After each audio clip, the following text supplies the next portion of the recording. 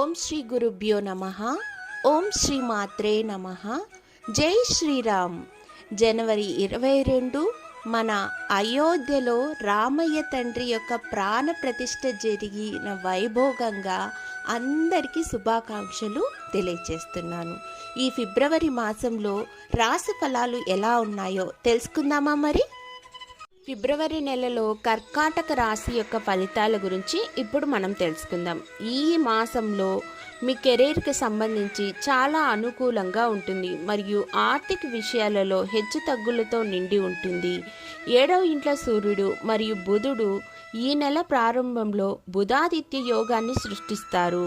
మీ వ్యాపారానికి అనుకూలంగా ఉంటుంది మరియు బృహస్పతి నెల మొత్తం 10వ ఇంట్లో ఉంటాడు. మీ కుటుంబ జీవితానికి చాలా అనుకూలంగా ఉంటుంది. మీ ఉద్యోగంలో ఇలాంటి అహంకారపూరిత ప్రవర్తనను తొలగించి కొంచెం వినయం అనేది చూపిస్తే కనుక చాలా బాగుంటుందనే చెప్పాలి. ముఖ్యంగా చెప్పాలంటే విద్యార్థుల గురించి మాట్లాడుకున్నట్లయితే నెల ప్రారంభంలో మీకు మంచిది. 4వ ఇంట్లో బృహస్పతి యొక్క అంశం కుటుంబంలో శాంతిని సృష్టిస్తుంది. అలాగే మీ చదువుపై దృష్టి పెట్టడానికి మీకు సహాయకారకంగా ఉంటారు. అలాగే 5వ ఇంటి అధిపతి అయిన కుజుడు ఈ నెల ప్రారంభంలో శుక్రుడితో కలిసి 6వ ఇంట్లో ఉంటాడు మరియు ఆ తర్వాత మీ జాతకంలో 7వ ఇంట్లో ఉంటాడు. దీని కారణంగా మీరు మీ విద్యకు సంబంధించి పెద్దగా ప్రయత్నాలు చేయరు. ఈ నెల కుటుంబ జీవితానికి అనుకూలంగా ఉంటుంది. మీరు ప్రేమ సంబంధంలో ఉన్నట్టయితే ఈ నెల ప్రారంభం మీకు అనుకూలంగా ఉంటుంది. 5వ గృహానికి అధిపతి అయిన కుజుడు శుక్రగ్రహంతో పాటు 8వ 6వ ఇంట్లో ఉంటారు.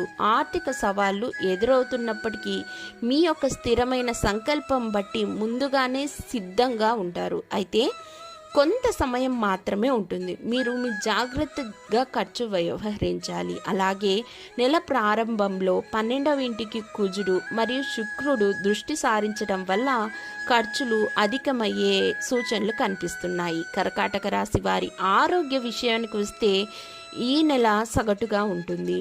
శనిగ్రహం 8వ ఇంట్లో ఉంటాడు. ఇక్కడ ఉండటం ద్వారా శనిగ్రహం దీర్ఘకాలం సాగే వ్యాధిని తగ్గించడానికి మరియు ఒకవేళ శని మీకు జన్మ చాట్లో అనుకూలంగా లేకపోతే దీర్ఘకాలిక వ్యాధిన బారిన పడే అవకాశం కూడా కనిపిస్తోంది.